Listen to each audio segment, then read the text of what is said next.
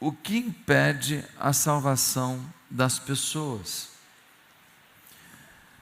Deus quer salvar o mundo, sim ou não?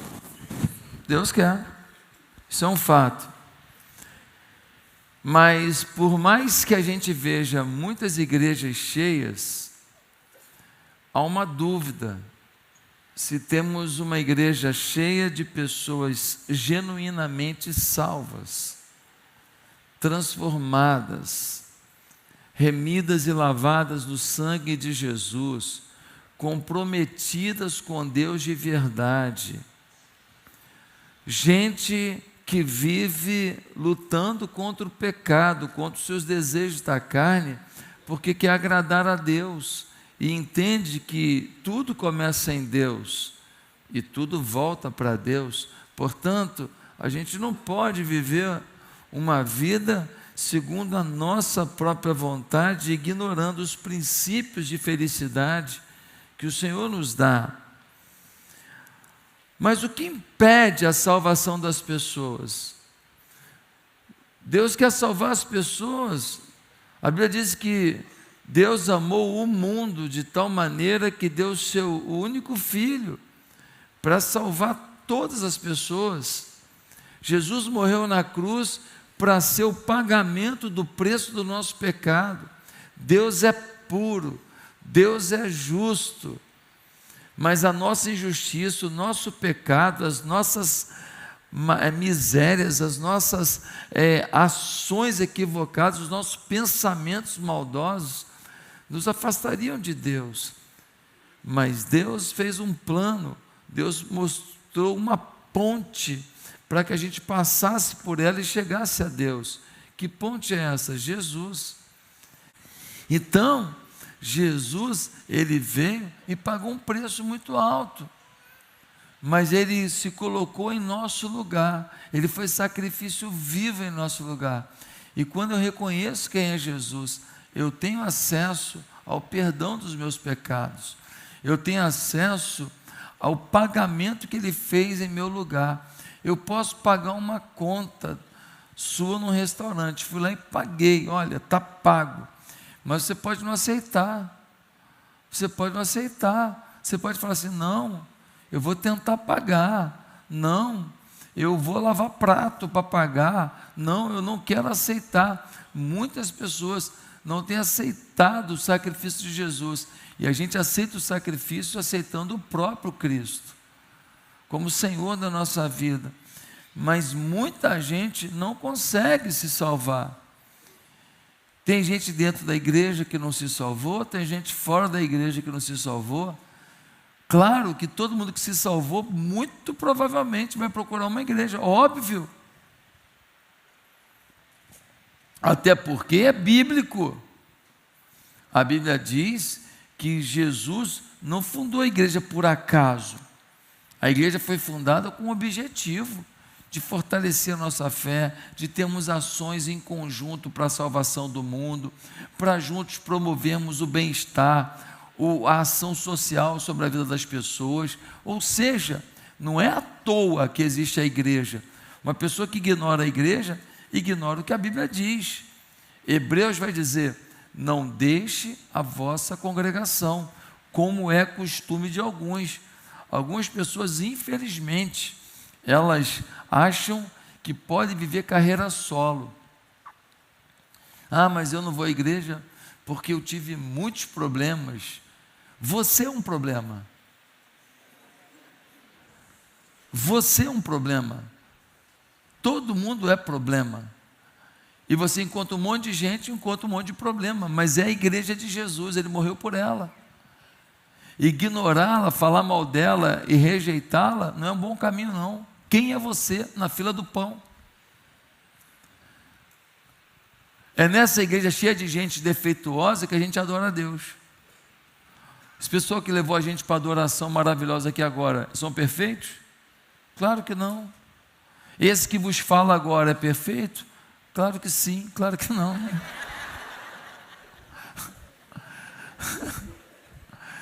Claro que não. O camarada que estava na recepção te recebendo é perfeito? Claro que não.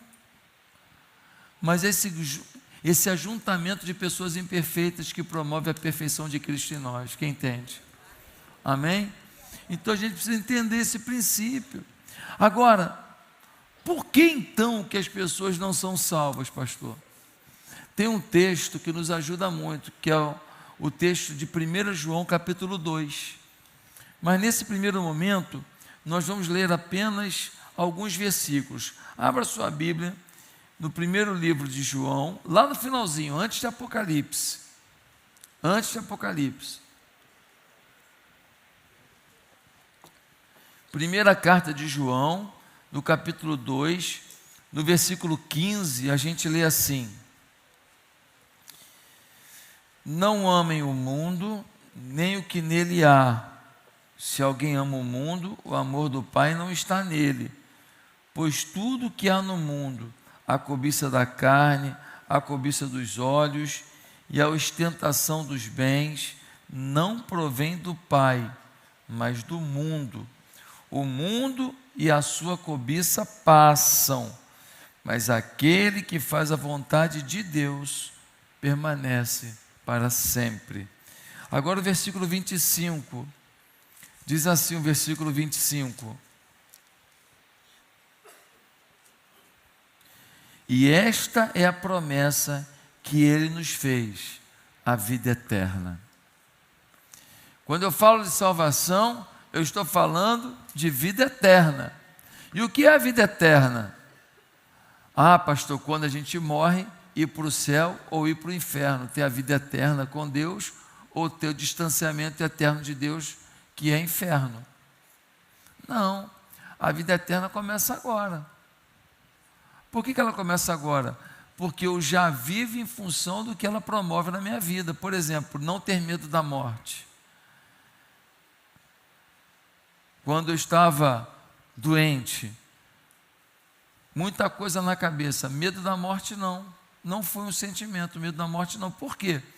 Porque eu sei que estou em Cristo, sei que Ele me salvou, sei que Ele é o meu Senhor,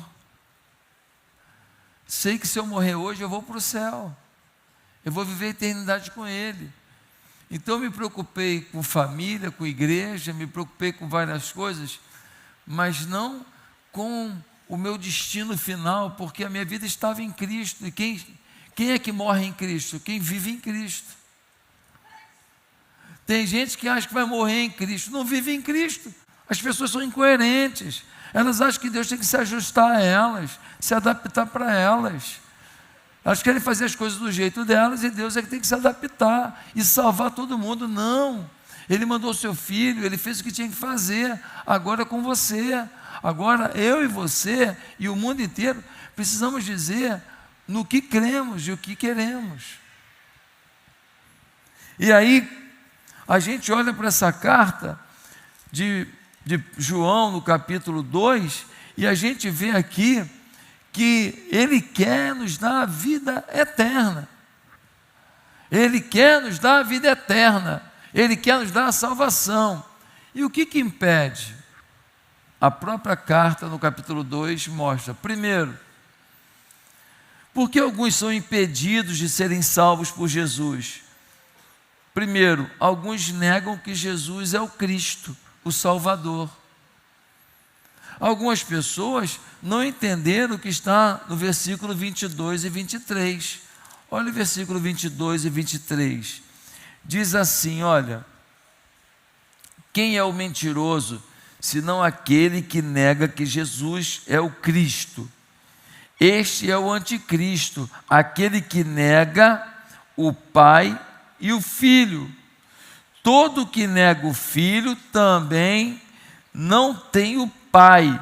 Quem confessa publicamente o Filho tem também o Pai.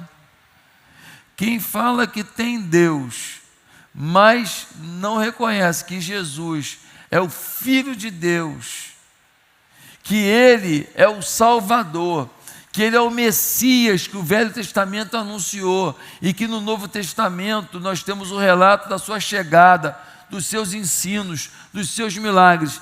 Quem não reconhece isso não tem a Deus. A carta de João é muito clara para explicar o seguinte: você não leva o pai sem um filho, porque eles são um. O pai se manifestou na terra através do filho, mas é o próprio pai. Mas como é que ele faz isso? Se tu fosse Deus, tu sabia. Nós só sabemos o que a Bíblia diz, como isso acontece, como ele é Deus divino, ao mesmo tempo se fez carne, sabe? Gerou no ventre de uma mulher o seu filho. É um processo de Deus, mas ele está dizendo que Jesus é o seu filho e que eles dois são um. E quando alguns falam de Jesus como se ele fosse uma energia, como se ele fosse uma força, como se ele fosse um espírito iluminado, como se ele fosse um profeta legal. Alguns dizem: não, mas vocês estão julgando. Quem não crê em Cristo não vai ter a salvação. A própria Bíblia de vocês não diz assim: não julgueis para que não sejais julgados? É verdade, Mateus 7, versículo 1. É verdade. Mas deixa eu te perguntar uma coisa aqui. Se eu falar que bater e estuprar uma mulher está errado, está errado? Sim ou não? Se eu falar que tirar uma coisa de outra pessoa, roubar uma pessoa, e na casa de um trabalhador roubar toda a comida que ele ia dar para os seus filhos, está errado?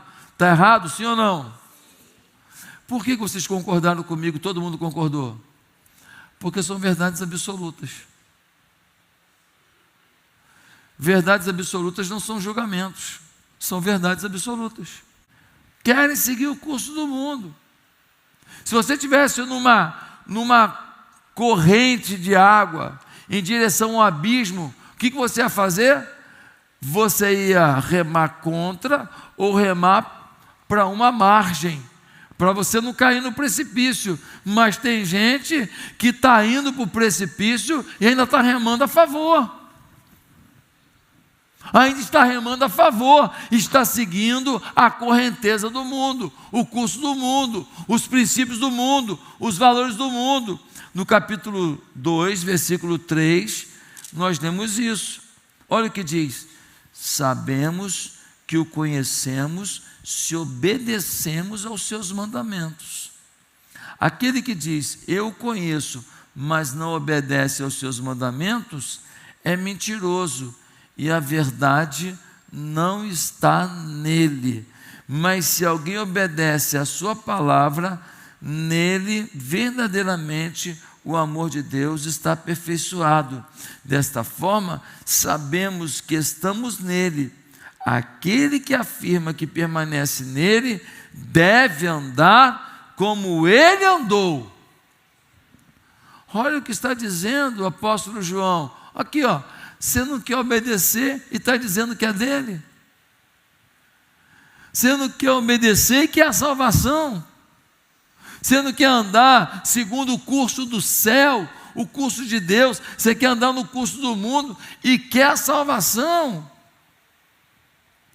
Ele fala, quem quer a salvação deve procurar andar como ele andou. E como que ele andou?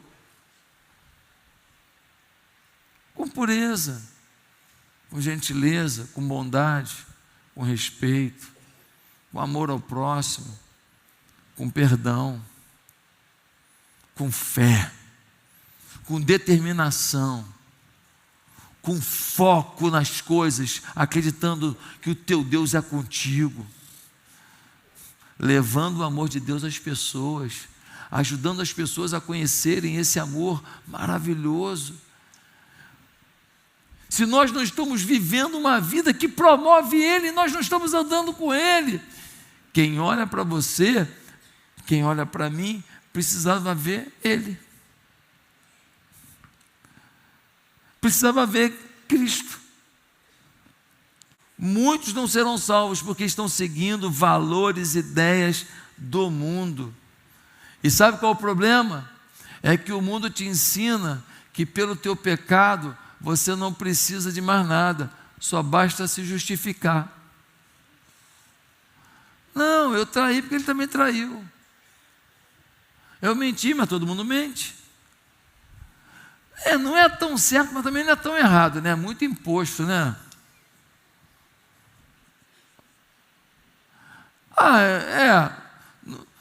Foi um dinheiro assim lá, mas também, cara, foi só dessa vez, só uma vezinha. Não menti, ele não perguntou. Sim ou não? Então a gente começa a ter desculpas para os nossos pecados.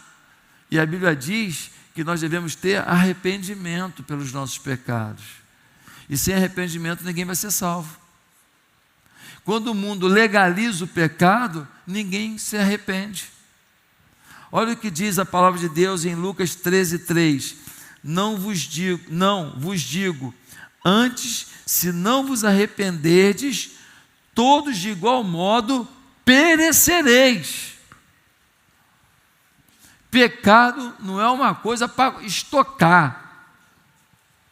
Pecado é uma coisa, cometeu, limpa esse negócio, tira esse negócio. E como que a gente tira pecado da vida? Com arrependimento. Arrependimento. 1 João, capítulo 2, versículo 4, nós temos assim, olha, aquele que diz, eu o conheço, mas não obedece aos seus mandamentos, é mentiroso, a verdade não está nele.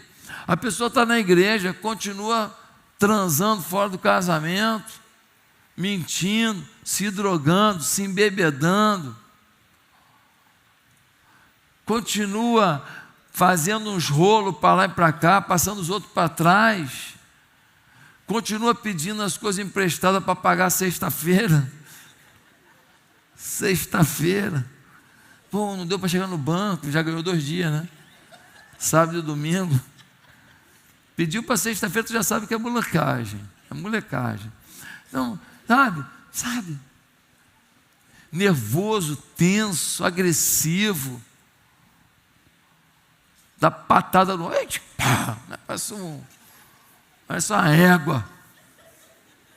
Dá coice nos outros por qualquer coisa. Escuta uma coisa de alguém, fica tão feliz de escutar uma coisa ruim de alguém que já passa adiante. Nem sabe se é verdade. Não é diabólico isso? Joga a lenha na fogueira do mal-estar, sim ou não? Joga a lenha na fogueira. 2 primas já não estão se falando direitinho, a outra fala, a fulana, aí, não gosta de tu não, hein? Sim ou não? Diabólico isso. Gente, às vezes as pessoas não notam, mas estão sendo servos de Satanás.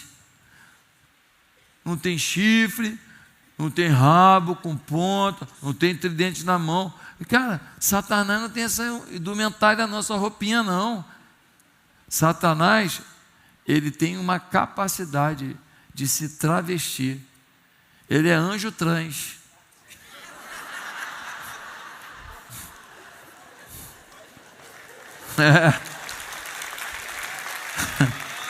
Viu? Estou aprendendo.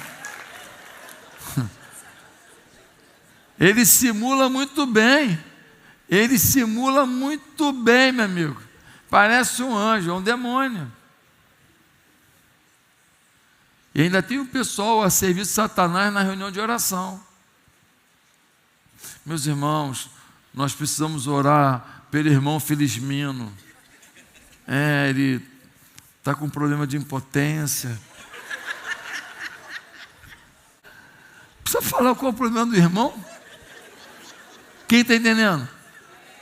Tem gente que não respeita ninguém, conta o problema das pessoas na oração. Fofoqueiro gospel.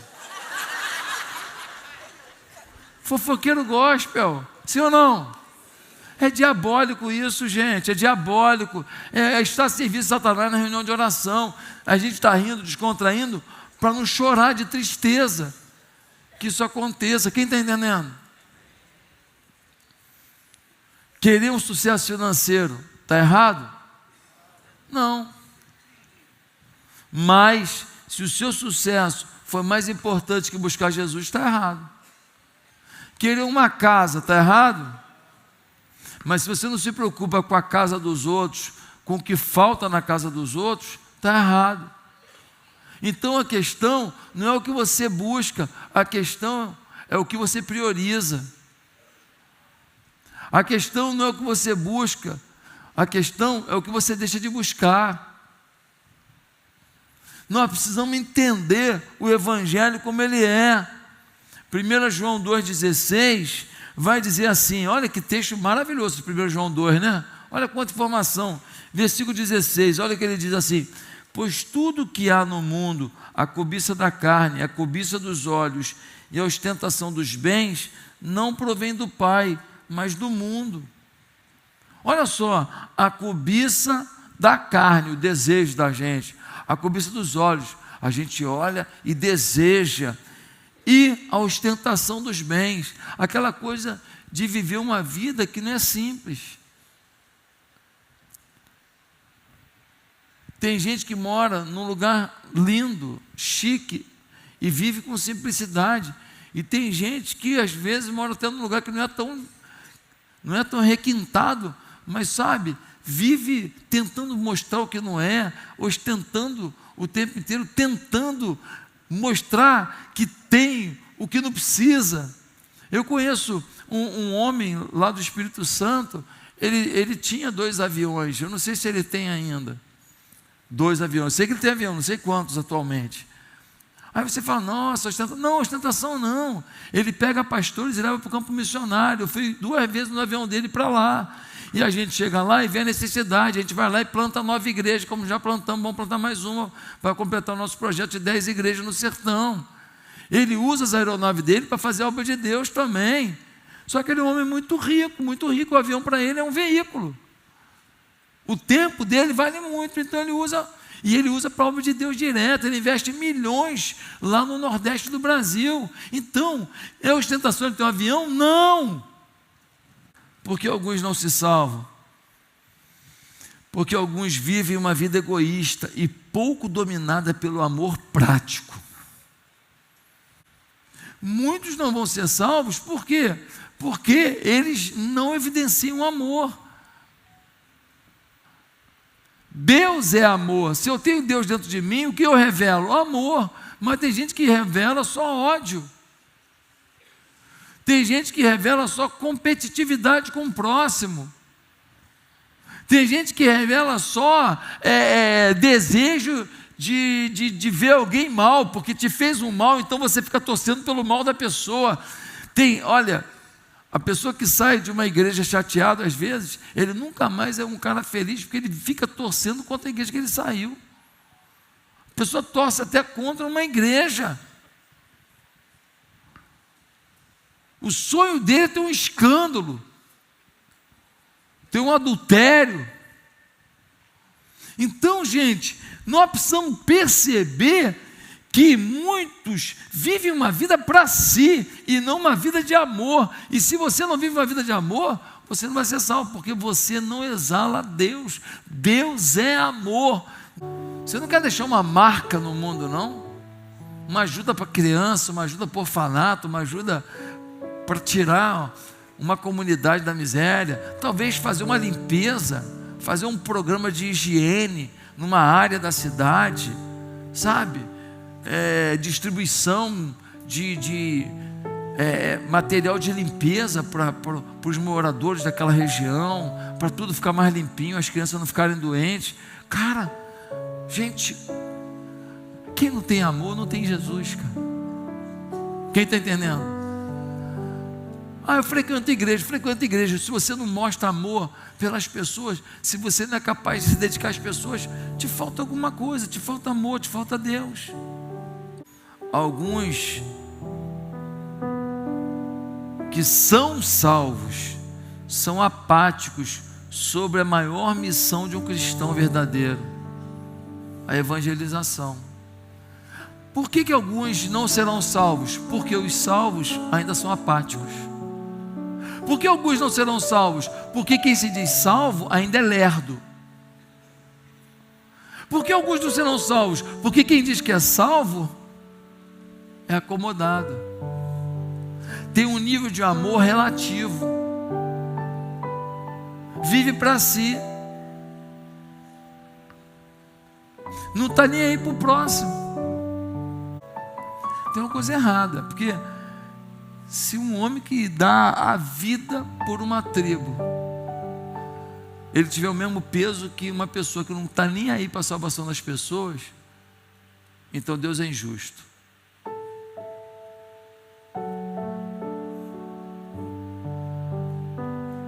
Se Deus der o mesmo tratamento para um acomodado da Barra da Tijuca, que deu para um homem que deu a vida para salvar um povo sem Deus, Deus é injusto. Concordam comigo? Ué, pastor, eu tenho que ir para a mata? Não estou falando que você tem que ir para a mata, não é isso que estou dizendo. Eu estou dizendo até onde que vai teu amor, até onde que vai a tua sensibilidade. Deus quer salvar o mundo e tem que passar por você. Você está num condomínio, numa rua, numa vila, numa favela, numa comunidade, num prédio, numa casa, numa cidade, num canto, num campo, numa casa de praia, aonde você está, você é um agente de Deus. Você está lá para ser um servo de Deus. Você está lá para ser missionário. Mas o seu papel principal no mundo é falar da grande salvação que te alcançou. É falar do amor de Deus que te alcançou. As pessoas estão rindo nos shoppings, carregando bolsas, e muitas vezes aquelas bolsas de compra escondem a tristeza da alma. Muitas vezes aquele prato caro no restaurante é para esconder a angústia de dentro da casa. E nós julgamos, pelo carro não precisa de Deus, pela casa não precisa de Deus, pela roupa que usa não precisa de Deus, pela bolsa que essa mulher tem não precisa de Deus, pela maquiagem que ela usa. Nós agora estamos escolhendo quem precisa de Deus.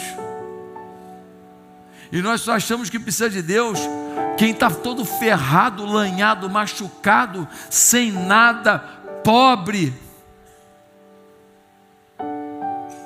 Na Cracolândia, nós agora estamos julgando a alma pelo estereótipo, quem entendeu? Nós estamos olhando o pacote e estamos julgando o conteúdo. Ei, o homem mais rico da Barra da Tijuca, não sei quem é, sem Jesus ele vai para o inferno, e a riqueza dele não serviu de porcaria nenhuma, porque isso aqui é um períodozinho de vida. Ó, passou de 70, tem cansaço, sim ou não? Tem. Chegou a 100 é milagre, amigo. Chegou a 100 é milagre. Se alguém aqui passar de 100, parabéns, ó, milagre. Nossa vida precisa estar nas mãos do Senhor, servindo ao Senhor, para um dia a gente viver a vida eterna e entregar nossos frutos ao Senhor.